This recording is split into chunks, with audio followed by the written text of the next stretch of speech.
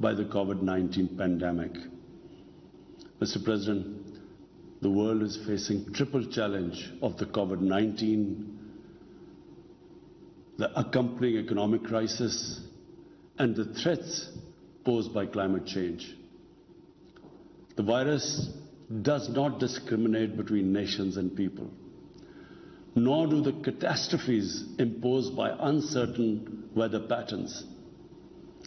The common threats faced by us today not only expose the fragility of the international system, they also underscore the oneness of humanity. By the grace of Almighty Allah, Pakistan has been successful so far in containing the COVID pandemic. Our collaborated strategy of smart lockdowns helped save lives in the COVID pandemic. Our collaborated strategy of smart lockdowns helped save lives and livelihoods and kept the economy afloat. Over 15 million families survived through a social protection program of Asas. Mr. President, climate change is one of the primary existential threats that our planet faces today.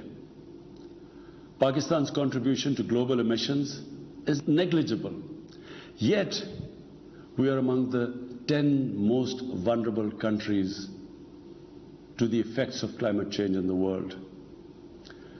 Being fully aware of our global responsibilities, we have embarked upon game-changing environmental programs, reforesting Pakistan through our 10 billion tree tsunami, preserving natural habitats, switching to renewable energy, removing pollution from our cities, and adapting to the impacts of climate change.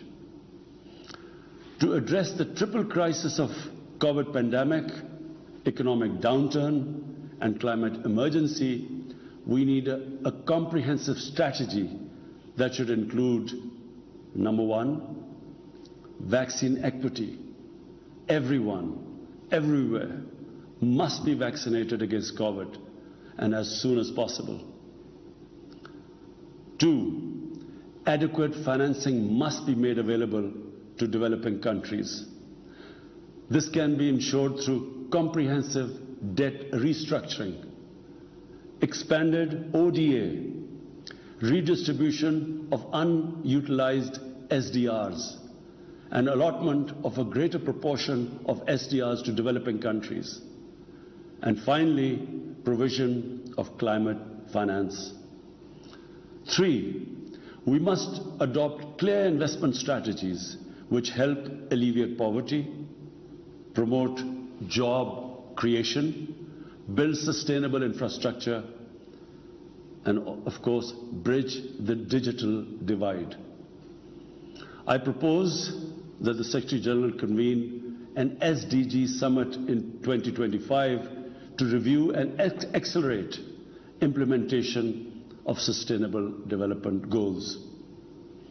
Mr. President, because of the plunder of the developing world by their corrupt ruling elites, the gap between the rich and the poor countries is increasing at an alarming speed. Through this platform, I've been drawing the world's attention towards the scourge of illicit financial flows from developing countries. The Secretary General's high-level panel of financial accountability, transparency and integrity, called the Fact-Eye Panel, has calculated that a staggering $7 trillion in stolen assets are parked in financial haven destinations. This organized theft and illegal transfer of assets has profound consequences for the developing nations. It depletes their already meager resources, accentuates the levels of poverty, especially when laundered money puts pressure on the currency and leads to its devaluation. At the current rate, when the Fact-Eye panel estimates that $1 trillion every year is taken out of the developing world, there will be a mass exodus of economic migrants towards the richer nations. What the East India Company did to India, the crooked ruling elites are doing to the developing world, plundering the wealth and transferring it to Western capitals and offshore tax havens. And Mr. President, retrieving the stolen assets from the developed countries is impossible for poor nations. The rich countries have no incentives or compulsion to return this ill-gotten wealth. And this ill-gotten wealth belongs, remember, to the masses of the developing world. I foresee in the not-too-distant future a time will come when the rich countries will be forced to build walls to keep out economic migrants from these poor countries. I fear a few wealthy islands in the sea of poverty will also turn a global calamity like climate change. The General Assembly must take steps meaningfully to address this deeply disturbing and morally repugnant situation, naming and shaming the haven destinations and developing a comprehensive legal framework to halt and reverse the illicit financial flows are most critical actions to stop this great economic injustice. And at a minimum, the recommendations of the Secretary General's Fact-I panel should be fully implemented. Mr. President, Islamophobia is another pernicious phenomenon that we all need to collectively combat. In the aftermath of the 9/11 terrorist attacks, terrorism has been associated with Islam by some quarters. This has increased the tendency of right-wing, xenophobic and violent nationalists, extremists and terrorist groups to target Muslims. The UN Global Counter-Terrorism Strategy has recognized these emerging threats. We hope the Secretary General's report will focus on these new threats of terrorism posed by Islamophobes and right-wing extremists. I call on the Secretary General to convene a global dialogue on countering the rise of Islamophobia. Our parallel efforts at the same time should be to promote interfaith harmony, and they should continue. Mr. President, the worst and most pervasive form of Islamophobia now rules India. The hate-filled Hindutva ideology propagated by the fascist RSS-BJP regime has unleashed a reign of fear and violence against India's 200 million Muslim-strong community. Mob lynching by car vigilantes, frequent pogroms such as the one in New Delhi last year, discriminatory citizenship laws to purge India of Muslims, and a campaign to destroy mosques across India and obliterate its Muslim heritage and history are all part of this criminal enterprise. New Delhi has also embarked on what it ominously calls the final solution for Jammu and Kashmir dispute. It has undertaken a series of illegal and unilateral measures in occupied Jammu and Kashmir since 5th August 2019. It has unleashed a reign of terror by an occupation force of 900,000. It has jailed senior Kashmiri leadership, imposed a clampdown on media and internet, violently suppressed peaceful protest, abducted 13,000 young Kashmiris and tortured hundreds of them. It has extrajudicially killed hundreds of innocent Kashmiris in fake encounters and imposed collective punishments by destroying entire neighborhoods and villages. We had unveiled a detailed dossier on gross and systematic violations of human rights by the Indian security forces in occupied Jammu and Kashmir. This repression is accompanied by illegal efforts to change the demographic structure of the occupied territory and transform it from a Muslim majority into a Muslim minority. Indian actions violate the resolutions of the United Nations Security Council on Jammu and Kashmir.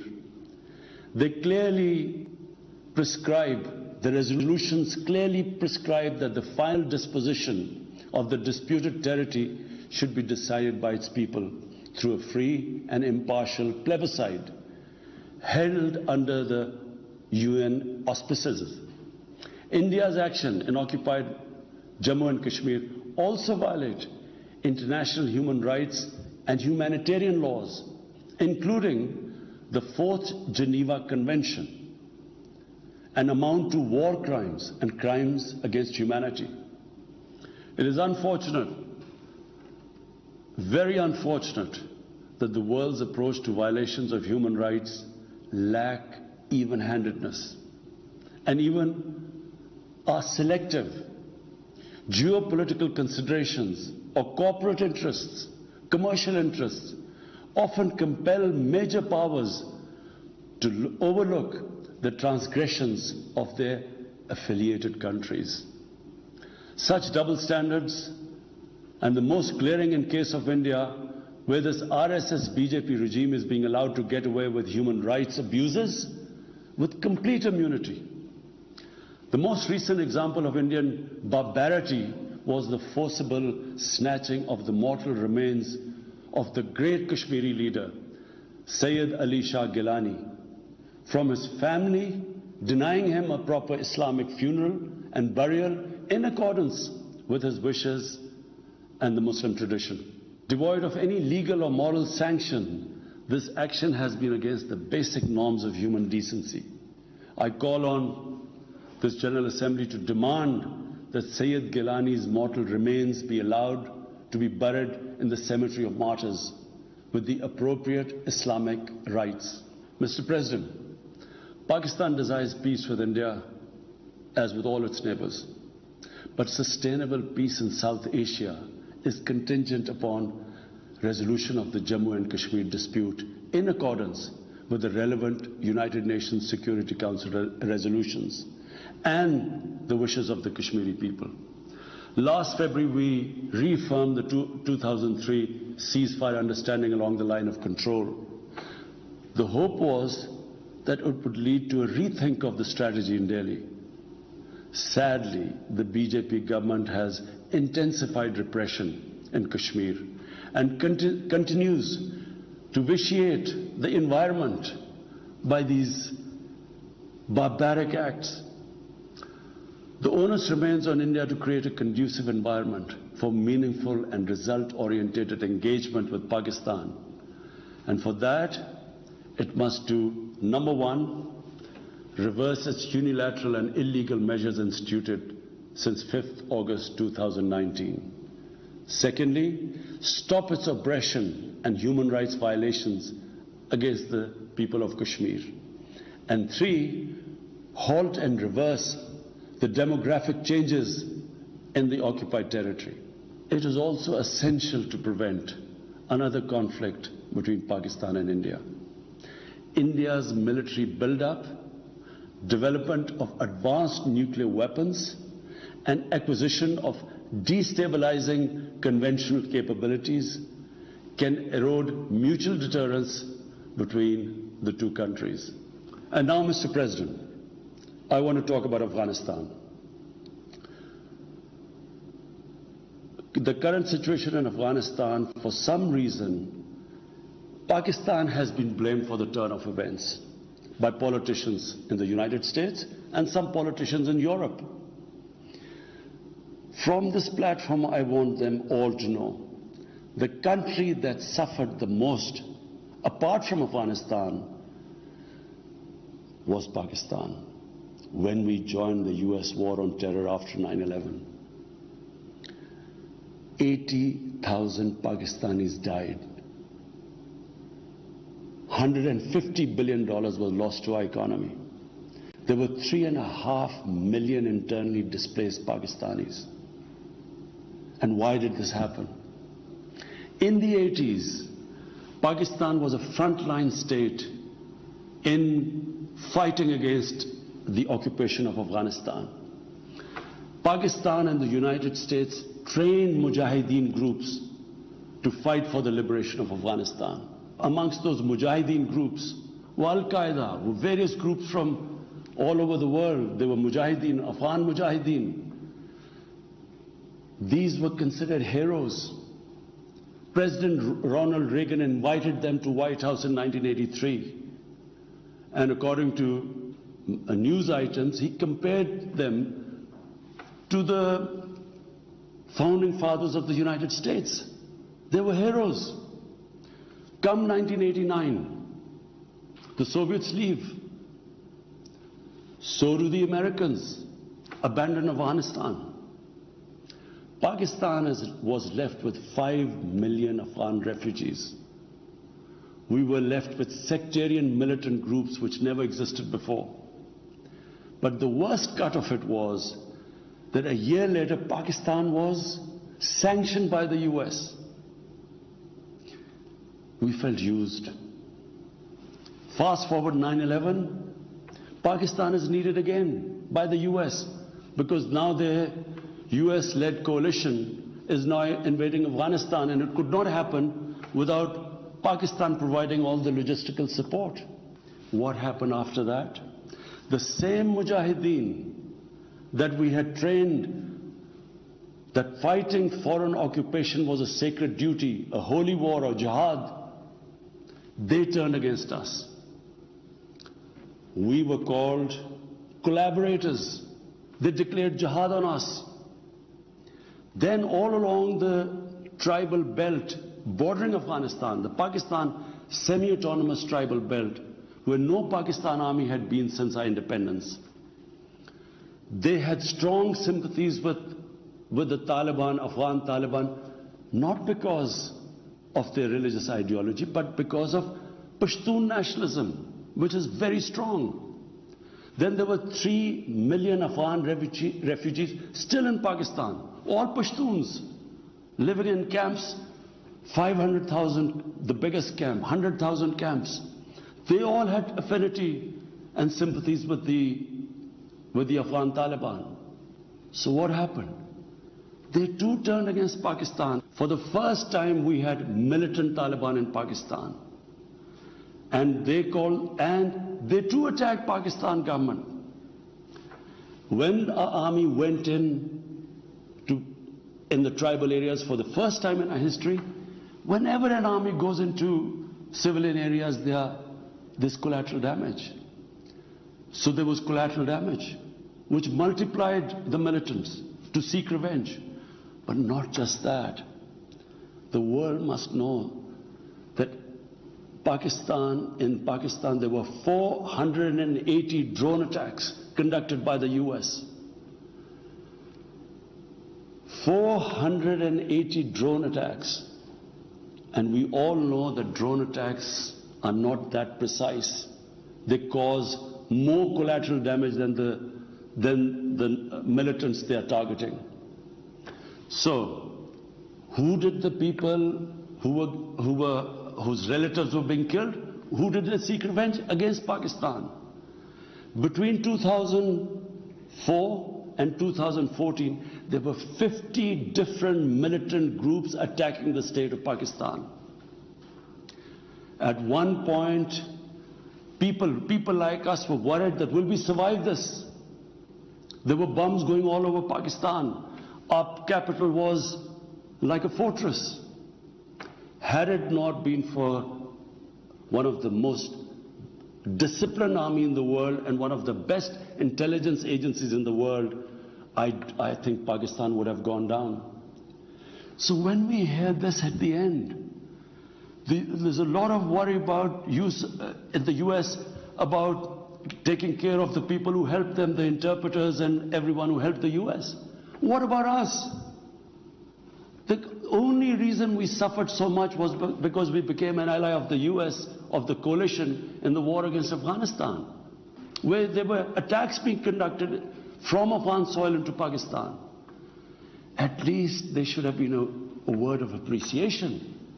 But rather than appreciation, Imagine how we feel when we are blamed for the turn of events in Afghanistan.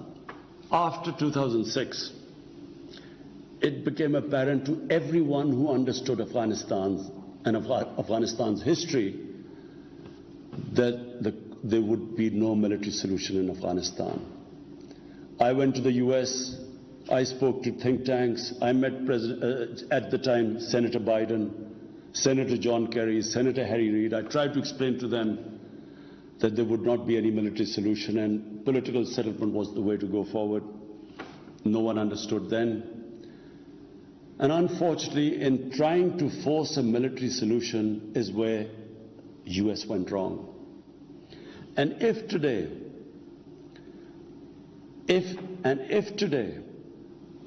the world needs to know why the Taliban are back in power, all the world has to do is do a deep analysis of why 300,000 well-equipped Afghan army, and remember Afghans are one of the bravest nations on earth, why did this 300,000 Afghan army give up without a fight? The moment a deep analysis of this is done, the world would know why the Taliban are back in power, and it's not because of Pakistan. So, Mr. President, right now, the whole world community should think, what is the way ahead? There are two paths we can take. If we neglect Afghanistan right now, according to the UN, half the people of Afghanistan are already vulnerable. And by next year, almost 90% of people in Afghanistan will go below the poverty line. There's a huge humanitarian crisis looming ahead. And this will have serious repercussions, not just for the neighbors of Afghanistan, but it will have repercussions everywhere if a destabilized, a chaotic Afghanistan again becomes a safe haven for international terrorists. The reason why the US came to Afghanistan in the first place. So therefore, there is only one way to go. We must strengthen this current government, stabilize it, for the sake of the people of Afghanistan. What have the Taliban promised? They will respect human rights. They will have an inclusive government. They will not allow this soil to be used by terrorists. And they have given amnesty. Now, if the world community incentivizes them, encourages them to walk this talk, it will be a win-win situation for everyone. Because these are the four things that in Doha, when the US was talking to the Taliban, these were the conditions the dialogue was all about. So if the world can incentivize them to go this direction, then after all, this 20-year of presence, of coalition presence in Afghanistan would not be wasted, because Afghan soil would not be used for international terrorism. So I end my talk, Mr. President, by urging everyone that this is a critical time for Afghanistan. You cannot waste time. Help is needed there. Humanitarian assistance has to be given there immediately. And the Secretary General of the United Nations has taken bold steps. I urge you to mobilize the international community and move in this direction. Thank you.